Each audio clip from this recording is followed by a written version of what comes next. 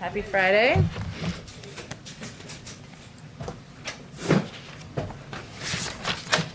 We tried to make this outdoors. It was not technologically possible yet. One day, maybe. I have a couple of items for you at the top. Today, as a part of our Help Is Here tour, the Vice President and Education Secretary Cardona are traveling to New Haven, Connecticut, to emphasize a bold and historic achievement of the American Rescue Plan, cutting child poverty in half. In Connecticut, they will hold a listening session at a Boys and Girls Club and visit a child development center. The American Rescue Plan makes the single biggest investment in childcare since World War II. This is hopefully going to help bring more women back into the workforce and address what the Vice President and the President have both called a crisis. It increases the child tax credit from $2,000 to $3,000 per child and $3,600 for children under the age of 6. It also gives families an additional tax credit to help out childcare costs for children younger than 13.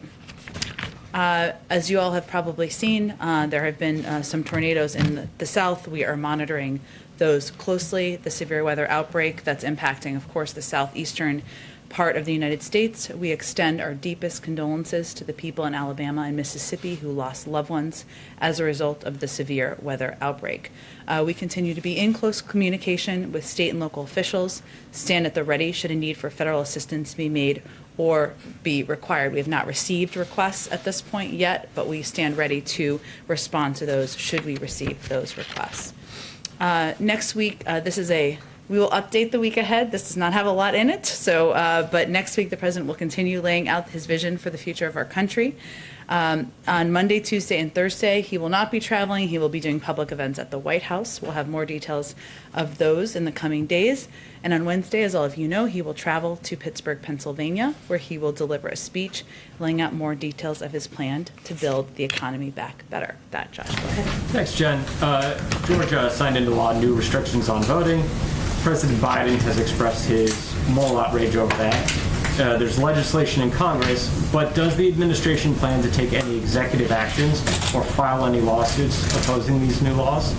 Well, the administration has taken executive actions on voting rights, and of course we will continue to review options in that regard. I will say we expect to have a statement from the president on this voting law, I should say, that passed in Georgia.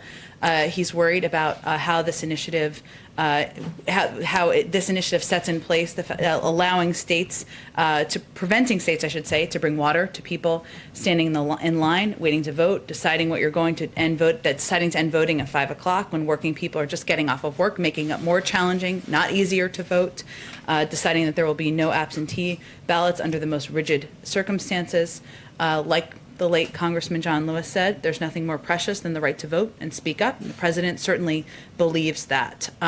There are pieces of legislation, as you noted, but that he is watching closely, that he will be engaging with members of Congress on, including the For the People Act and the John Lewis Voting Rights Advancement Act, to make it easier for all eligible Americans to vote, to have access to the ballot box, and to prevent attacks on the sacred right to vote. I'll also note that when he was in Georgia just 2 weeks ago, he met with Stacey Abrams while he was there, and he will also continue to encourage and engage with outside leaders and activists on steps they can take.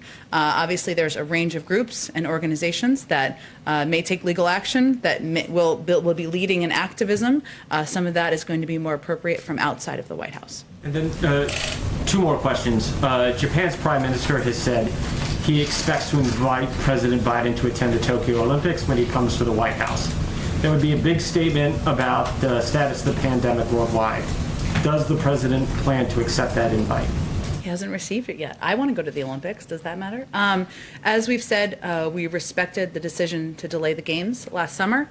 We understand the careful considerations that the Japanese government and the International Olympic Committee are weighing as they prepare for the Tokyo Olympics this summer. The government of Japan has stressed that public health remains the central priority as they plan to host the games. We, of course, look forward to welcoming the Prime Minister to Washington soon. The date has not been formally set yet. And beyond that, I don't have any predictions on what the president's travel will look like this summer. And then there's this ship stuck in the Suez Canal. Has the U.S. offered to help or provide any kind of assistance to resolve the problem? We are tracking the situation very closely. We understand that Egyptian officials are working to remove the tanker as soon as possible and continue traffic. As part of our diplomatic dialogue with Egypt, we've offered U.S. assistance to Egyptian authorities to help reopen the canal. We are consulting with our Egyptian partners about how we can best support their efforts. So those conversations are ongoing, and hopefully we'll have more to say about that soon. Go ahead, Steve. Thank you. We heard what the president said yesterday about Afghanistan. When do you think he will formally postpone the May 1 withdrawal date? First let me convey the president has not made a decision at this point. As he said yesterday, it would be tough to meet the May 1st deadline for full withdrawal for logistical reasons. That's consistent with what Secretary of State Tony Blinken also said in Brussels earlier this week. Any withdrawal plan will be informed by consultation with key leaders within the administration and the thinking of our partners and allies, which is, of course, what our Secretary of State is working on doing. Our commitment is to bringing a responsible end to the conflict, removing our troops from harm's way, ensuring that Afghanistan can never again become a haven for terrorists that would threaten the United States or any of our allies. But right now, we're consulting with our allies and partners, and the president has not yet made a decision. When do you think he will decide, Jen? Is it imminent, or? Obviously, May 1st is coming soon, but I don't have any timeline on when his decision will be made. And separately, on North Korea, when do you expect your review of that policy to be completed? We are in the final stages of our intensive multi-stakeholder North Korea policy review. And we're, of course, discussing our review with national security advisors of South Korea and Japan at our trilateral dialogue coming up next week. And those consultations are an important part of our review process. Go ahead. Thanks, Jen. First, I want to follow on the Suez. How concerned is the U.S. about the blockage and its effect on global commerce, trade, goods getting to the U.S. and other places? Well, we do see some potential impacts on energy markets from the role of the Suez Canal as a key bidirectional transit route for oil. And obviously, that's one of the reasons we offered assistance from the United States, and we are in close consultation with the Egyptians about that. We're going to continue to monitor market conditions, and we'll respond appropriately if necessary, but it is something we're watching closely. And then on the pandemic, Dr. Redfield, the former CDC director, said this morning that he believes that the virus originated from the lab in Wuhan. Does President Biden have any views on where the virus may have originated, or has the U.S. come to a conclusion on that yet?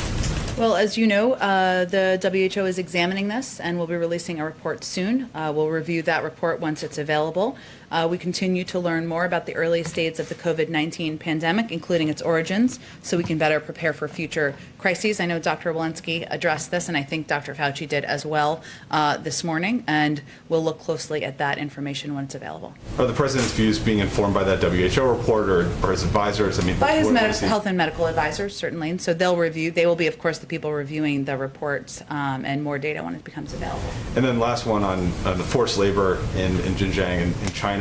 Some companies have come under pressure from the Chinese government, and some retailers have actually dropped pledges not to use products made with forced labor from that region. So what is the U.S. doing to stop or deter China from making those kind of threats against companies that have resulted in this problem?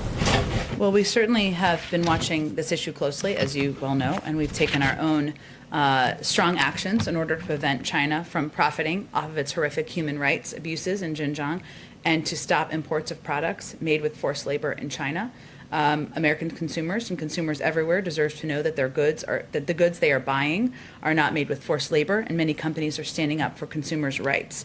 The international community, in our view, should oppose China's weaponizing of private companies' dependence on its markets to stifle free expression and inhibit ethical business practices. So it is something we are watching closely. We, of course, taken our own action. I would expect that state and commerce will have more to say on this later today. Just one quick follow-up, though. It's because it seems like you've been having this message out there for the first couple months of this administration, but China only seems more emboldened to threaten these companies. So what more can be done from the White House to try to deter them from making these threats? Well, we can work with our international partners, obviously, as I conveyed, on how we're going to push back on China's efforts to weaponize private companies, and we can convey publicly, as we are now, and of course engage with private sector entities about these efforts. But a lot of that action would happen from Commerce and in some cases the State Department. And again, I expect they'll have more specifics to say later today on this.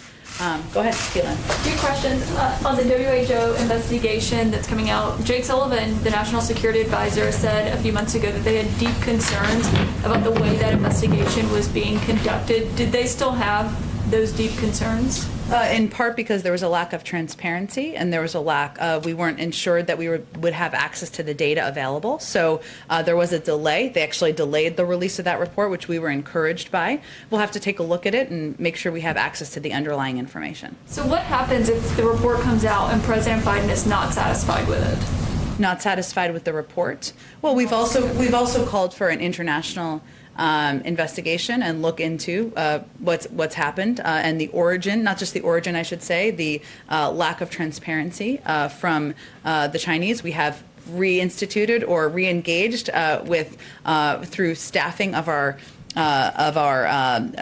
team on the ground in Beijing. So we'll see what the report says. Where we have concerns, we'll look at the underlying data if we have access to that, and then we'll have to make a determination through an interagency process on what's next. And just to get some clarity on yesterday, should we still be expecting executive orders from the president on gun measures? Yes. Imminently, or what do you, like a month from now, what do you think the time frame is? I can't give you an exact time frame, in part because they have to go through a review process, which is something that we do from here. I will note that when the president was the vice president in the Obama-Biden administration, he helped put in place 23 executive actions to combat gun violence. It's one of the levers that we can use, that any federal government, any president can use to help address the prevalence of gun violence and address community safety around the country. At the same time, he continues to believe that there is an opportunity to engage with Congress. There are two background check bills that have been proposed, have been introduced, have been working their way through. There have also been legislation introduced to ban assault weapons. But he also believes that there is an opportunity, and sometimes that the best path forward is working through states. And there has been progress made. We've seen over the last several years, 20 states now have extended background checks. 19 states have red flag laws. 7 states now have assault weapons bans. We know they work. And so we have to address this epidemic, address the threat of gun violence across many avenues, and he's committed to doing that. Okay, and then also, does he have a reaction to the Georgia state representative who was arrested overnight when knocking on the Georgia governor's door as he was signing that election law? I think anyone who saw that video would have been deeply concerned by the actions that were taken by law enforcement to arrest her when she simply, by the video that was provided, seemed to be knocking on the door to see if she could watch a bill being signed into law. The largest concern here, obviously, beyond her being treated in the manner she was, which is of course of great concern, is the law that was put into place, which again the president will have a statement from the president I expect later this afternoon on. It should not be harder, it should be easier to vote. We should not put limitations in place. People should be able to vote from home. They should be able to use absentee ballots. There should be a range of restrictions that are undone, not put back in place. And so that's a great concern. One he certainly shares with the elected official who was arrested. Does he plan to reach out to her? I don't have any calls to preview for you. If he does, I will certainly provide an update to all of you. Go ahead. Thank you, Jen. A couple follow-ups on yesterday. The president said he thinks the filibuster is a legacy of the Jim Crow era.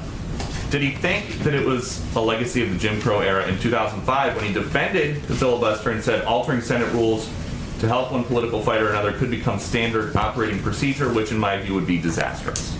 Well, Peter, one of the things he talked about yesterday was the fact that between 1917 and 1971, the filibuster was used about 58 times.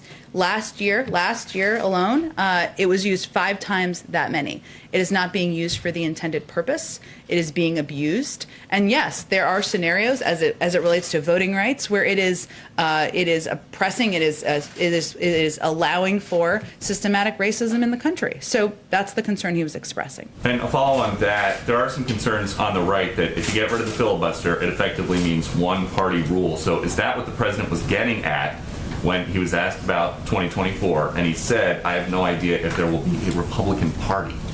Well, that certainly wasn't what he was getting at. Given as part of his answer, he conveyed that his objective and his hope is to work with Republicans. He wants to get work done for the American people. He wants to put in place solutions, put people back to work, get the pandemic under control, make voting easier and more accessible.